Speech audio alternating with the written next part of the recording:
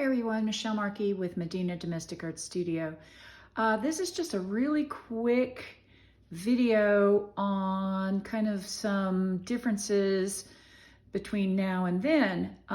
Then being this cat on the left, which I probably colored about 4 or 5 years ago, and this cat right here that I just completed literally within the last couple of days of this video. I think the thing I want to point out with this is I'm going to focus on the then cat. I don't recall what I used on this cat as far as the colors. However, I want to point a couple of things out. When I first started doing this, I used to use cotton batting, and that's fine. But when you use cotton batting, a couple of things happen. One, it gets really hard to kind of get into the colors. You'll see some empty spots right here. I think that's one of the reasons why this didn't come out coloring as nicely as, say, the other one did. And when I had to go put the eyes on, actually after I washed this, a couple of the rhinestones fell out. Not to mention the fact that I'm not crazy about the size 10s that I used. But the other thing, and if you watched my other video on coloring with Inktense pencils where I used this cat as an example, whatever I used here, the pinks in particular, the some of this maroon, I'm going to zoom in here. You see how spotted it became? Now this was thrown in the wash. I had ironed it.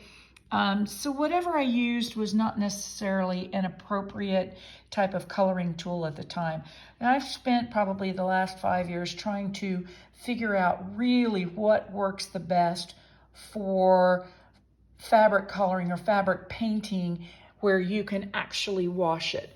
In my mind, yes, you can you can color something and hang it on the wall and never wash it, and that's okay. But frankly, I'm using these quilts day in, day out. I put them in pillows or on pillows where the dogs will rub up against it and get dirt on it.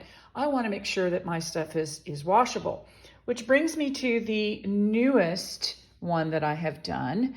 Both of these were thrown in the wash together. I literally took them out about a half an hour ago. And as you can see, the color is still very clean, very intense.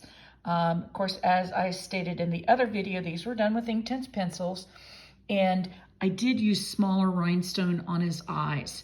So quite happy with that. And if you really look close, you can see the pearlescent really shimmering in that pink and some of the blue.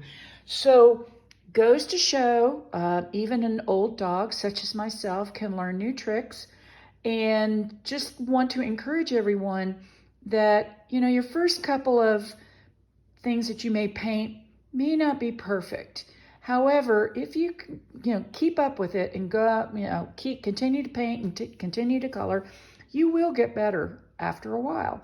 And hopefully this little video demonstrates that. As always, if you have any questions, you can contact me at medinadomarts@aol.com. medinadomarts@aol.com, and you can check for further videos either on YouTube or on my website. Thanks for watching.